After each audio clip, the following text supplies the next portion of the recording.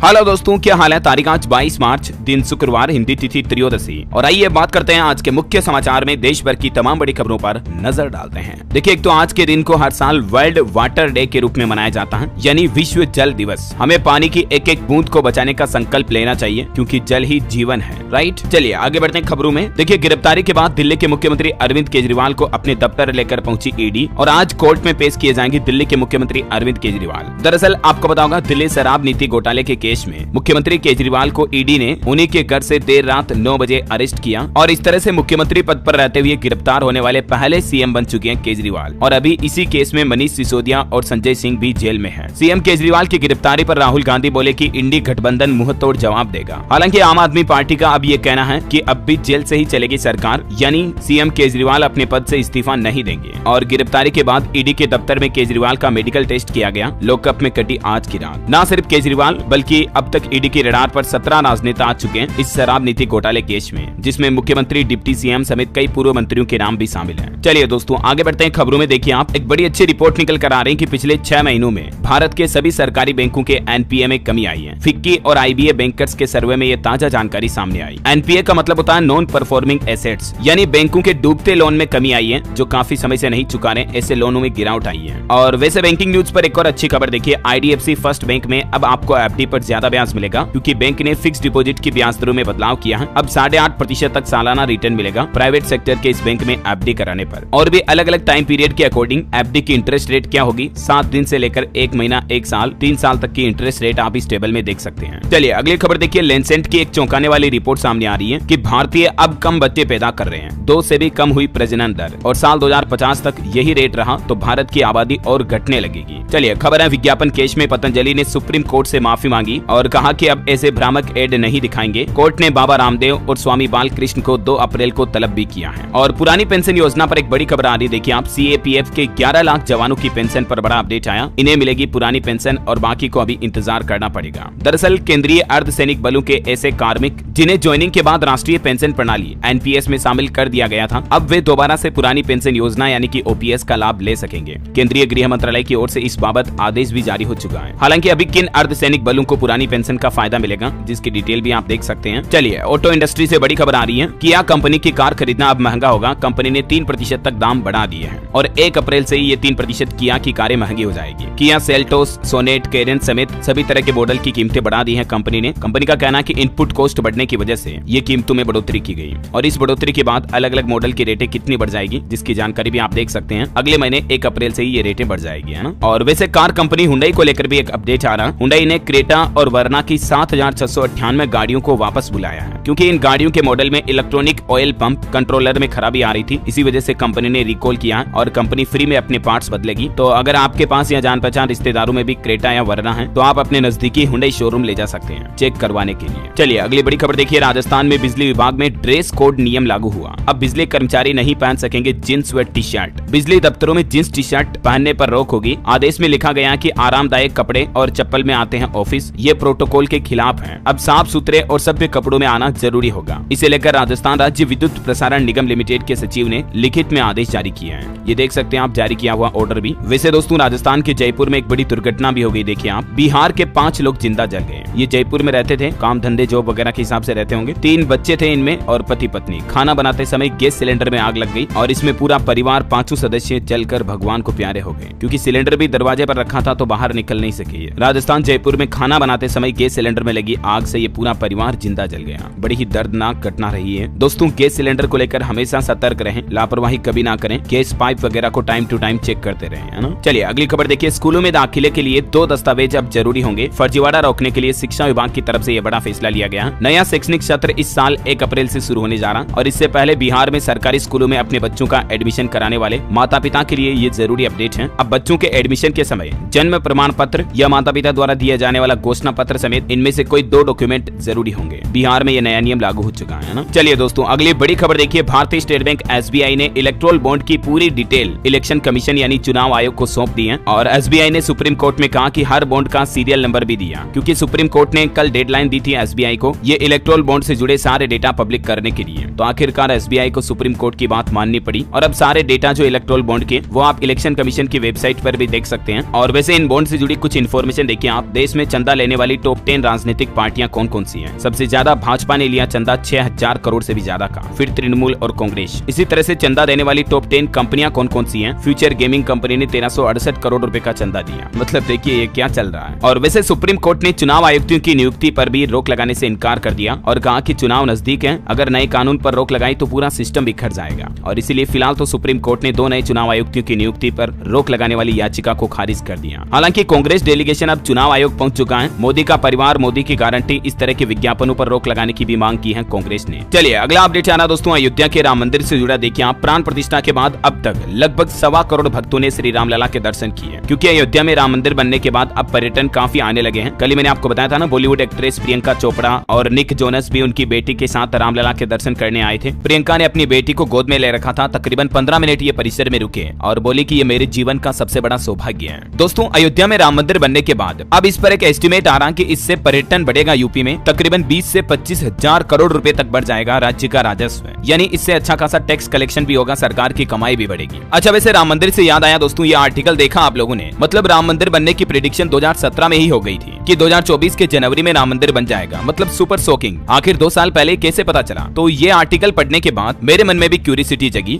अपने बारे में कुछ जानने के लिए। तो मैंने ऐसे ही एक ऐप एस्ट्रोटॉक डाउनलोड कर लिया। नहीं रुको, मैं ये ऐप का रिव्यू नहीं कर रहा हूँ, काफी कुछ शॉकिंग आपको पता चलने वाला है। तो मैं वहाँ एक एस्ट्रोलॉजर पल्लवी जी से बात कर रहा था और उनसे बात करते वक्त उन्होंने मुझसे मेरी डेट ऑफ बर्थ और टाइम मांगा। और वो लेते ही उन्होंने सबसे पहले पूछा कि क्या आप सोशल मीडिया रिलेटेड फील्ड में काम करते हो, लाइक इन मीडिया या एंटरटेनमेंट फील्ड। और यही मैं शॉक हो गया, क्योंकि अभी तक तो मैंने मेरा नाम, नंबर, पिक्चर वगैरह कुछ नहीं दिया था। सिर्फ डेट ऑफ बर्थ से उन्होंने मेरे बारे में इतनी जानकारी बता दी, क्योंकि वाकई में मैं सोशल मीडिया, इंटरनेट से जुड़ा काम करता हूँ, DLS न्यूज मीडिया से जुड़ा, आपको पता होगा। बस फिर क्या, मैंने उनसे सब कुछ पूछ लिया अपने इस साल 2024 के बारे में, लाइक करियर कैसा रहेगा, पैसों के बारे में, सिचुएशन, घर वालों के बारे में, एंड रिलेशनशिप एक्सेट्रा एक्सेट्रा। क्योंकि सबको डाउट होते हैं दोस्तों कि आगे जाकर रिलेशनशिप अगर हमारी है तो वो फ्यूचर में कैसे रहेगी, पार्टनर कैसा मिलेगा, क्या आगे बात बनेगी या नहीं, है ना। अच्छा तो दोस्तों आप लोगों को भी कोई प्रॉब्लम या डाउट है तो मैं आपको ये एस्ट्रोटॉक ऐप का डाउनलोड लिंक नीचे डिस्क्रिप्शन में दे रहा हूँ, वहाँ से डाउनलोड करके आप पहली चैट बिल्कुल फ्री में कर सकते हैं इस मेरे लिंक से। चलिए आगे बढ़ते हैं खबरों में। देखिए अगली खबर टेक्नोलॉजी से व्हाट्सएप यूजर्स के लिए आ रही है। अब आप एक नहीं बल्कि 3 मैसेज को पिन कर पाएंगे। मार्क जकरबर्ग ने खुद इस अपडेट की जानकारी दी है ना। और वहीं दोस्तों क्रिकेट प्रेमियों के लिए अच्छी खबर है, आज से ही IPL 2024 की शुरुआत होने जा रही है। IPL का आज पहला मैच CSK वर्सेस RCB के बीच खेला जाएगा, रात 8 बजे से शुरू होगा। और एक अच्छी खुशखबरी यह है, IPL मैच का फुल मजा बिल्कुल फ्री में ले पाएंगे आप। भारतीय यूजर्स IPL सीजन 17 के सभी मैच फ्री में देख पाएंगे, क्योंकि इस बार भी जियो सिनेमा ऐप पर या जियो सिनेमा वेबसाइट पर IPL की फ्री स्ट्रीमिंग की जाएगी। और IPL की ओपनिंग सेरेमनी होगी आज, जिसमें बॉलीवुड एक्टर अक्षय कुमार, टाइगर श्रॉफ और AR रहमान भी परफॉर्म करेंगे। आज 22 मार्च को मैच से पहले यह सेरेमनी होगी। चेन्नई बेंगलुरु के बीच पहला मुकाबला आज शुरू होने जा रहा है। और भी IPL का कंप्लीट फेज 1 का शेड्यूल आप देख सकते हैं, 7 अप्रैल तक के मैच का। IPL की शुरुआत से पहले 16 साल में दूसरी बार IPL से एन मौके पर CSK ने बदला कप्तान। जडेजा के साथ अनुभव रहा था बेहद खराब और अब CSK ने फिर से चौंका दिया। धोनी के बदले इस खिलाड़ी को बनाया कप्तान, जिससे माही के फैंस में निराशा भी देखी जा रही है, क्योंकि महेंद्र सिंह धोनी अभी तक CSK के कप्तान थे, लेकिन अब युवा खिलाड़ी ऋतुराज गायकवाड़ को कप्तान बना दिया CSK ने। चलिए अगली खबर देखिए, हवाई यात्रियों के लिए अच्छी खबर है। इस बार गर्मी के सीजन में हर सप्ताह 24,000 से ज्यादा उड़ानों का संचालन होगा। हवाई यात्रियों की बढ़ती संख्या को देखते हुए नागर विमानन ने ये प्लान बनाया है। और आने वाले होली के त्योहार पर रेल यात्रियों के लिए भी अच्छी खबर है। 24-25 मार्च तक भी आपको कंफर्म टिकट मिल पाएगा, क्योंकि बिहार, उत्तर प्रदेश के लिए होली पर रेलवे ने लगभग 550 स्पेशल ट्रेनें चलाने का फैसला किया है। क्योंकि होली के त्योहार के मौके पर कई लोग बाग अपने गाँव शहर से आते जाते हैं, तो उन्हें दिक्कत नहीं होगी। रेल यात्रियों के लिए ये नई सुविधा मिलेगी, है ना। और वहीं देखिए पॉलिटिक्स से बड़ी खबर आ रही है। भाजपा ने अपने चुनावी कैंडिडेट की तीसरी लिस्ट भी जारी कर दी है, जिसमें तमिलनाडु से 9 नाम सेलेक्ट किए गए हैं। पूर्व गवर्नर टिमिली साई और केंद्रीय मंत्री मुरुगन और प्रदेश अध्यक्ष अन्नामलाई को भी टिकट दिया गया। और भी ये सभी 9 कैंडिडेट्स की लिस्ट आप देख सकते हैं। इसके अलावा कांग्रेस ने भी तीसरी लिस्ट जारी की। 7 राज्यों के 56 नाम सामने आए। बहरामपुर से अधीर रंजन, नांदेड़ से वसंत राव का नाम शामिल किया गया। चलिए अगली बड़ी खबर है, विकसित भारत मैसेज पर सुप्रीम कोर्ट का चला डंडा। व्हाट्सएप को संदेश की डिलीवरी तुरंत रोकने का आदेश दिया। दरअसल आपको पता होगा दोस्तों, आजकल केंद्र सरकार व्हाट्सएप पर लोगों को इस तरह के मैसेज भेज रही है, विकसित भारत संपर्क के नाम से। तो इन्हीं मैसेज को लेकर चुनाव आयोग सख्त हुआ और IT मंत्रालय को तुरंत इस पर रोक लगाने का आदेश दिया, क्योंकि दोस्तों कहीं न कहीं देखा जाए तो ये आचार संहिता का उल्लंघन है। और इसीलिए चुनाव आयोग ने केंद्र सरकार से कहा कि इस मैसेज पर तुरंत रोक लगाई जाए। साथ ही 4 राज्यों के 5 कलेक्टर, 8 SP का ट्रांसफर भी किया गया, जिसमें असम के मुख्यमंत्री के भाई भी शामिल हैं। इधर कांग्रेस बैंक खाते फ्रीज करने के खिलाफ भी प्रेस कॉन्फ्रेंस की है, जिसमें जिसमें राहुल गांधी बोले कि IT एक्शन नियमों के खिलाफ है, भाजपा बोले कि चुनावी हार के लिए बहाना खोज रहे हैं। और सुप्रीम कोर्ट ने एक और बड़ा फैसला लिया। PIB की फैक्ट चेक यूनिट के नोटिफिकेशन पर भी सुप्रीम कोर्ट ने रोक लगा दी। कहा कि इससे अभिव्यक्ति की स्वतंत्रता प्रभावित होगी। अभी एक दिन पहले ही आपको बताओ कि केंद्र सरकार ने फैक्ट चेक यूनिट को आधिकारिक एक्ट के रूप में मान्यता दी थी, तो ये लागू होने के अगले ही दिन सुप्रीम कोर्ट ने इस अधिसूचना पर रोक लगा दी है, क्योंकि ये अभिव्यक्ति की आजादी के खिलाफ है। अभी एक दिन पहले नोटिफिकेशन जारी हुआ था इसका ना। और ये फैक्ट चेक यूनिट के खिलाफ भी सुप्रीम कोर्ट में ये 3 दलीलें दी गई। वैसे इस बार लोकसभा चुनाव में आदर्श आचार संहिता के उल्लंघन के मामले पर भी चुनाव आयोग का सी विजिल ऐप कारगर साबित हो रहा है। अब तक 681 से ज्यादा शिकायतें मिल चुकी हैं। अगर आपके एरिया में भी आचार संहिता के उल्लंघन की कोई शिकायत है तो आप इस सी विजिल मोबाइल ऐप के जरिए कंप्लेन दर्ज करा सकते हैं। ओके, और देखिए बीजेपी ने 3 राज्यों के लिए चुनाव प्रभारी और सह प्रभारी भी नियुक्त किए। राजस्थान के लिए विनय शास्त्र बुद्धे, विजया राहटकर और प्रवेश वर्मा को नियुक्त किया। राजस्थान के अलावा आंध्र प्रदेश और हरियाणा में भी प्रभारियों की नियुक्ति हुई। और लोकसभा चुनाव 2024 के लिए राजस्थान में निर्वाचन विभाग ने एक नवाचार पोस्टल बैलेट के लिए नया पोस्टल बडी पोर्टल भी तैयार कर दिया है। इस पोर्टल के माध्यम से डाक मतपत्रों के लिए आवेदन से लेकर मतदान तक की पूरी प्रक्रिया की ऑनलाइन मॉनिटरिंग की जा सकती है ना। और वैसे राजस्थान में कांग्रेस ने भी दूसरी लिस्ट जारी कर दी है। 5 लोकसभा सीटों पर उम्मीदवार घोषित किए। 1 सीट पर कम्युनिस्ट पार्टी से गठबंधन भी किया। जयपुर से सुनील शर्मा को टिकट मिला कांग्रेस से, है ना। और पॉलिटिक्स में कुछ उलटफेर भी देखे गए। देखिए बीजेपी के पूर्व विधायक प्रहलाद गुंजल कांग्रेस में शामिल हुए। ओम बिरला के खिलाफ ये चुनाव लड़ सकते हैं राजस्थान में। और वहीं मध्य प्रदेश में देखिए पूर्व CM कमलनाथ के करीबी दीपक सक्सेना के बेटे बीजेपी में शामिल हो गए। पूर्व सांसद देवराज सिंह और पूर्व विधायक यादवेंद्र सिंह ने भी बीजेपी का दामन थामा, यानी कि ये भी बीजेपी में शामिल हुए। वहीं कांग्रेस में देखिए आनंद शर्मा ने खड़गे को पत्र लिखा और कहा कि जातिगत जनगणना सही नहीं है, इससे बेरोजगारी और असमानता खत्म नहीं होगी। ये इंदिरा राजीव के सिद्धांतों का अपमान है। जिस जातिगत जनगणना के मुद्दे को लेकर कांग्रेस लोकसभा चुनाव में चुनाव लड़ रही है, उसी पर कांग्रेस नेता आनंद शर्मा ने ये कहा है और कांग्रेस के अध्यक्ष मल्लिकार्जुन खड़गे को चिट्ठी भी लिखी है। वैसे आपकी क्या राय है दोस्तों, जातिगत जनगणना सही है, करवानी चाहिए या नहीं? आपके विचार भी मुझे नीचे कमेंट करके बताइएगा। और देखिए चुनाव को लेकर एक नया आदेश ये भी जारी हुआ कि सियासी परिवारों से संबंध रखने वाले अधिकारियों की चुनाव से छुट्टी रहेगी। कई राज्यों में तैनात नॉन कैडर अधिकारियों को भी जिम्मेदारियों से मुक्त किया गया। ओके, और पॉलिटिक्स की खबरों के बाद चलिए आगे बढ़ते हैं। खबरों में कुछ और महत्वपूर्ण और काम की खबरें देखते हैं। देखिए बिहार के शिक्षा सचिव के पाठक ने विभाग के शिक्षकों की होली बदरंग कर दी। 6 दिन की ट्रेनिंग अब अनिवार्य होगी बिहार के शिक्षकों के लिए और गुड फ्राइडे की भी छुट्टी की गई। बिहार राज्य में 25 से 30 मार्च के बीच लगभग 19,200 शिक्षकों की ट्रेनिंग अनिवार्य होगी और इस पर शिक्षक संघ का कहना है कि शिक्षकों की छुट्टी को खत्म करने की साजिश हो रही है बिहार सरकार द्वारा। ये देख सकते हैं, इस संबंध में आदेश भी जारी किया गया। और वैसे बिहार में टीचर को लेकर पटना हाईकोर्ट ने भी एक बड़ा फैसला सुनाया। इन शिक्षकों की नियुक्ति अमान्य होगी, इनकी नौकरी पर भी खतरा मंडरा रहा है। दरअसल कोर्ट ने यह माना कि शिक्षा का अधिकार कानून, जिसे केंद्र सरकार ने 1 अप्रैल 2010 से लागू किया था, लेकिन बिहार में ये कानून 31 मार्च 2015 के बाद लागू हुआ और इसलिए 1 अप्रैल 2010 से 31 मार्च 2015 के बीच नियोजित हुए अप्रशिक्षित शिक्षकों को शिक्षा के अधिकार के कानून के तहत सेवा में रहते हुए प्रशिक्षण लेने की छूट एक निर्धारित समय अवधि के लिए ही दी जा सकती है। मतलब ट्रेनिंग का भी लिमिटेड टाइम मिलेगा टीचर्स को। उस टाइम में अगर टीचर शिक्षक की ट्रेनिंग नहीं लेते हैं तो फिर अप्रशिक्षित शिक्षकों को नौकरी से बाहर कर सकती है बिहार सरकार। ये पटना हाईकोर्ट के फैसले की बात है। और बिहार के नीतीश सरकार का एक और बड़ा फैसला देखिए, राज्य में अब कलाकारों को मिलेगा प्रशिक्षण और इसके लिए बिहार के सभी जिलों में आम्रपाली केंद्र भी खोले जाएंगे।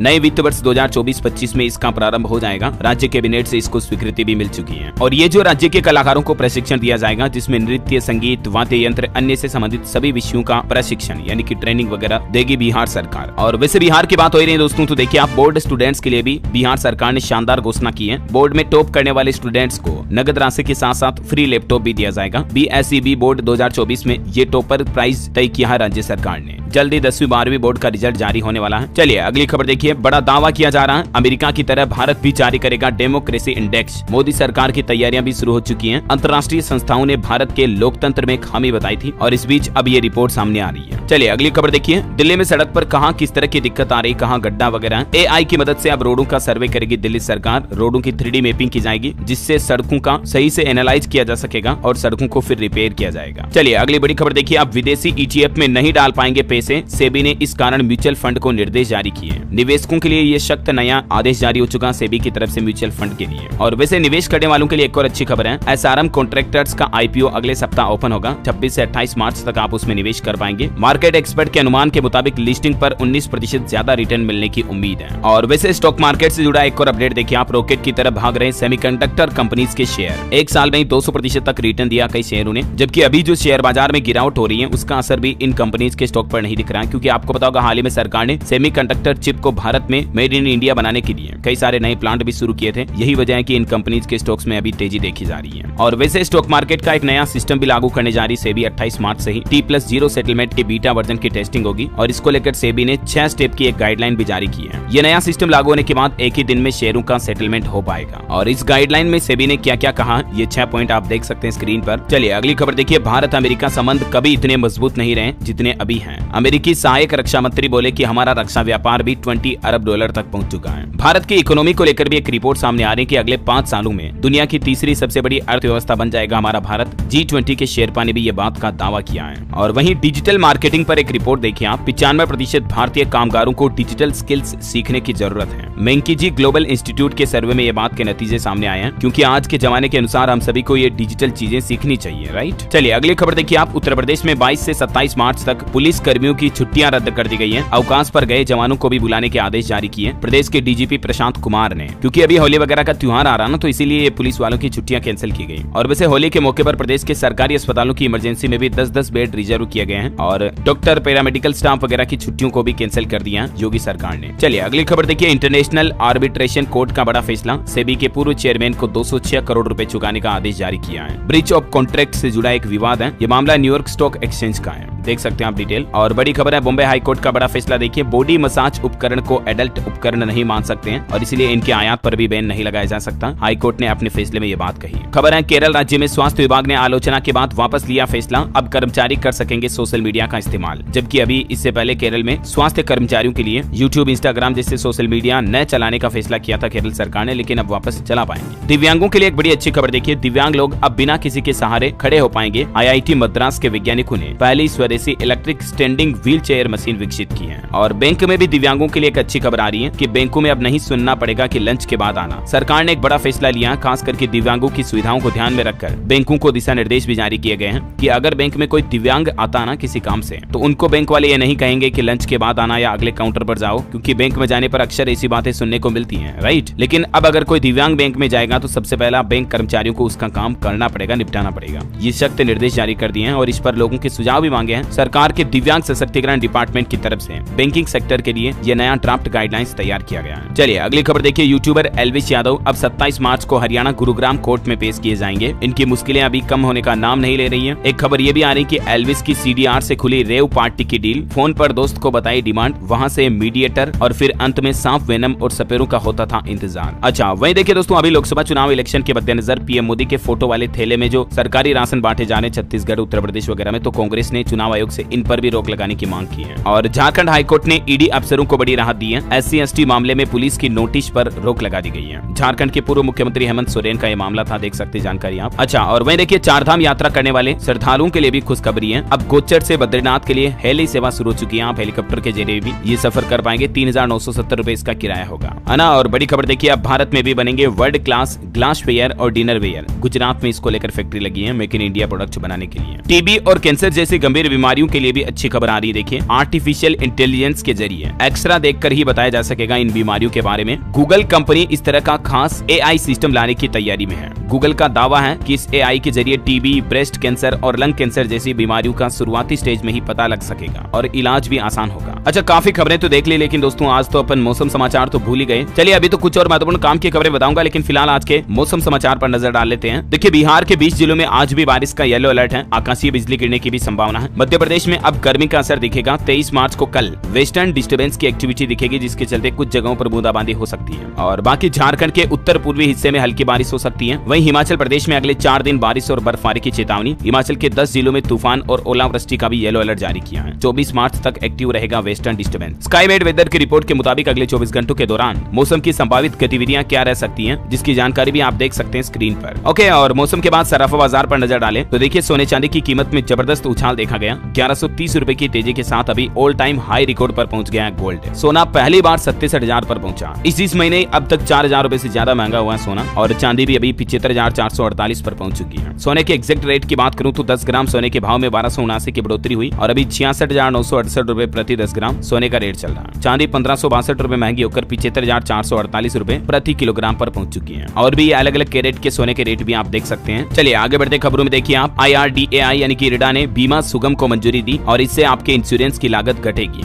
ये एक प्लेटफॉर्म है बीमा सुगम, जहां पर ग्राहक भी अलग अलग पॉलिसी को अपनी पसंदीदा पॉलिसी को चुन सकेंगे और यहाँ बीमा कंपनियां भी जुड़ी होगी। यानी ये प्लेटफॉर्म एक मीडिएटर की तरह काम करेगा, जैसे अमेज़न पर सेलर्स और बायर्स होते हैं ना, ठीक वैसे ही। तो इरडा की तरफ से ये सुगम प्लेटफॉर्म को शुरू कर दिया गया है। और खबर है राजस्थान में 1 अप्रैल से वाहनों के लिए अब ERC मिलेगी। जिला परिवहन कार्यालय में DTO ने वाहन डीलर्स को बताया अब स्मार्ट कार्ड के बजाय ERC जारी की जाएगी। राजस्थान में मिस राजस्थान 2024 का 31 मार्च को जयपुर में ऑडिशन होने जा रहा। ऑनलाइन रजिस्ट्रेशन शुरू हो चुके हैं। इसके लिए प्रतिभाओं को मंच मिलेगा। राजस्थान की लड़कियां, महिलाएं, माताएं, बहनें इस पोर्टल के जरिए missrajasthan.org के जरिए रजिस्ट्रेशन करवा सकती हैं और इसमें हिस्सा ले सकती हैं। जैसे मिस यूनिवर्स, मिस वर्ल्ड वगैरह कार्यक्रम होते हैं ना, ठीक वैसे ये प्रोग्राम होगा। और वहीं राजस्थान में पधारो हमारे देश का पोस्टर भी लॉन्च हुआ। विश्व पर्यटन दिवस पर 27-28 सितंबर को जयपुर में शिखर सम्मेलन का आयोजन भी होगा। क्रेडाई राजस्थान रियल एक्सपो का प्रोमो भी लॉन्च हुआ। 4 से 7 अप्रैल को राजस्थान इंटरनेशनल सेंटर में ये आयोजन होगा, जिसमें लोगों के लिए कई खास चीजें देखने मिलेगी। चलिए अगली खबर देखिए आप। पंजाब की सिद्धू मूसेवाला फैमिली पर अब लागू नहीं होगा भारतीय कानून, क्योंकि परिवार का कहना है कि IVF तकनीक के जरिए विदेश में प्रेग्नेंट हुई चरण कौर, जो कि सिद्धू मूसेवाला की माताश्री हैं, क्योंकि अभी एक दिन पहले आपको पता होगा हेल्थ मिनिस्ट्री की तरफ से उन्हें नोटिस जारी किया गया था IVF की उम्र सीमा वगैरह को लेकर, क्योंकि भारत में IVF की अधिकतम उम्र 50 साल है, जबकि सिद्धू मूसेवाला की मां की उम्र 58 साल है। तो इस पर कानून का उल्लंघन बताया था स्वास्थ्य मंत्रालय ने, लेकिन उन्होंने विदेश में जाकर ये IVF करवाई, तो भारतीय कानून से कोई दिक्कत नहीं होनी चाहिए ऐसा। और वैसे पंजाब के स्कूलों में भी देखिए नए सेशन की तैयारी शुरू हुई। 28 मार्च को 19,000 स्कूलों में मेगा PTM का आयोजन होगा और अप्रैल से स्कूलों का समय भी बदलेगा। PTM यानी पेरेंट्स टीचर मीटिंग। और वैसे स्कूलों की बात हो रही है तो कुछ और एजुकेशनल खबरें भी देख लीजिए आप। केंद्रीय विद्यालयों में एडमिशन के लिए भी जल्द ही प्रक्रिया शुरू होगी और कक्षावार अलग अलग कितनी उम्र होनी चाहिए बच्चों की, जिसकी लिस्ट भी आप देख सकते हैं। पहली कक्षा में एडमिशन लेने के लिए न्यूनतम उम्र 6 साल, अधिकतम 8 साल हो सकती है केंद्रीय विद्यालय में, ठीक है। और इसके अलावा कांस्टेबल भर्ती के लिए 30 मार्च को फिर परीक्षा आयोजित करेगा SSC। कई शहरों में री एग्जाम भी होगा, इसको लेकर नोटिस भी जारी कर दिया है। सरकारी नौकरी पर अपडेट है। लेक्चरर के 786 पदों पर भर्ती निकली हुई है। एज लिमिट 42 साल। SSB उड़ीसा में यह भर्ती निकली हुई है। आवेदन 20 मार्च से ही शुरू हो चुके हैं इसके अलावा DSSSB में भी टीचिंग नॉन टीचिंग की 1499 भर्तियां निकली हुई है। इसमें आवेदन 19 मार्च से शुरू हो चुके हैं। बिहार के पंचायती राज विभाग में भी 6500 पदों पर भर्ती निकली हुई है। इसमें 15 मार्च से फॉर्म भरे जा रहे हैं। लास्ट डेट 14 मई है। लेखपाल सहायक के ये 6500 पदों पर भर्ती निकली है, ठीक है। और खबर है इग्नू यूनिवर्सिटी में प्रवेश की अंतिम तारीख भी 31 मार्च तक बढ़ चुकी है। री रजिस्ट्रेशन की तारीख को बढ़ाया यूनिवर्सिटी ने। वहीं बिहार में देखिए 5 अप्रैल को होने वाली BPSC शिक्षक भर्ती परीक्षा स्थगित हुई। फुल प्रूफ व्यवस्था के बाद अब एग्जाम लिया जाएगा। आयोग ने नोटिस भी जारी किया। और CBSE का नया प्लान देखिए, बच्चे लिखने में महारत हासिल करेंगे। बोर्ड शुरू कर रहा CBSE बंडिंग ऑथर प्रोग्राम। बच्चों की बेस्ट स्टोरीज को स्कूल में प्रकाशित किया जाएगा। ये एक नया इनिशिएटिव है CBSE की तरफ से बच्चों को प्रोत्साहित करने के लिए, खास करके लेखन की प्रक्रिया को बेहतर बनाने के लिए। और अच्छा वैसे बिहार में देखिए शिक्षा विभाग ने छात्रों को भी बड़ी राहत दी है। डिग्री कॉलेजों में भी कर सकेंगे 12वीं तक की पढ़ाई। ये भी नई सुविधा शुरू कर दी है। चलिए एजुकेशन के बाद कुछ और अपडेट देख लेते हैं फटाफट से। देखिए दिल्ली अग्निशमन विभाग के बेड़े में 12 नए छोटे रोबोट शामिल किए, अब कुल संख्या 18 हुई है। और राजधानी दिल्ली में बिना PUC के वाहन चलाने वाले भी सतर्क हो जाएं, क्योंकि परिवहन विभाग ने चालान काटने के लिए नई व्यवस्था की है। मैंने आपको बताया था ना कल ही, पेट्रोल पंपों पर CCTV वगैरह एडवांस AI टेक कैमरे लगाए जाएंगे। और खबर है मध्य प्रदेश के धार में स्थित भोजशाला के सर्वे के मामले को लेकर सर्वे रुकाने के लिए सुप्रीम कोर्ट पहुंचा मुस्लिम पक्ष। आज से ही ASI की कार्यवाही भी शुरू होगी इस पर, है ना। और वहीं देखिए दोस्तों टेक न्यूज से बड़ी खबर, टेक्नोलॉजी का कमाल देखिए। ब्रेन चिप की मदद से लकवाग्रस्त शख्स ने खेला वीडियो गेम। एलन मस्क बोले, वीडियो शेयर करते हुए लिखा उन्होंने कि न्यूरा लिंक ने टेलीपैथी का प्रदर्शन किया। ये एलन मस्क इंसानों के दिमाग में चिप लगाने के प्रोजेक्ट पर जो काम कर रहे हैं उसमें काफी सफलता हासिल हुई है। और बड़ी खबर आ रही है, अमेरिका ने जासूसी के लिए 3 सैटेलाइट भी लॉन्च किए। रॉकेट लैब के इलेक्ट्रॉन रॉकेट से हुई लॉन्चिंग। इससे अमेरिकी इंटेलिजेंस एजेंसियों को खुफिया जानकारी मिल पाएगी। अंतर्राष्ट्रीय न्यूज से कुछ और अपडेट है। रूस यूक्रेन जंग पर खबर देखिए। 44 दिन बाद कीव पर हमला किया रूस ने। एक बच्चे समेत 13 लोग घायल हुए। इजराइल हमास जंग पर भी खबर आ रही। गाजा में अब तक 32,000 मौतें हो चुकी हैं। अब सीज फायर के लिए तैयार है अमेरिका। UNSC में 3 प्रस्ताव रोकने के बाद अपना प्रपोजल लाएगा। बंधकों की रिहाई पर भी फोकस किया जा रहा है। और अंतर्राष्ट्रीय न्यूज से एक और बड़ी खबर देखिए आप। आयरलैंड के हमारे भारतवंशी प्रधानमंत्री ने इस्तीफा दे दिया। वहाँ लियो वराडकर उनका नाम है और इनका कहना है कि पद छोड़ने की वजह पर्सनल और पॉलिटिकल दोनों है। 9 अप्रैल को अब आयरलैंड में नया प्रधानमंत्री चुना जाएगा। वहीं खबर आ रही है, अमेरिका ने भारत से कहा आतंकी पन्नू की हत्या की साजिश की जांच जल्दी और पारदर्शी तरीके से आगे बढ़ाई जाए। ओके, और एस्ट्रोलॉजी से बड़ी खबर देखिए दोस्तों। इस बार होली पर होगा उपछाया चंद्रग्रहण। 25 मार्च का चंद्रग्रहण भारत में नहीं दिखेगा, इसलिए इसका सूतक काल मान्य नहीं होगा। और यही वजह है कि इस बार होली 24 मार्च की रात रविवार को होलिका दहन किया जाएगा और फिर दूसरे दिन सोमवार 25 मार्च को होली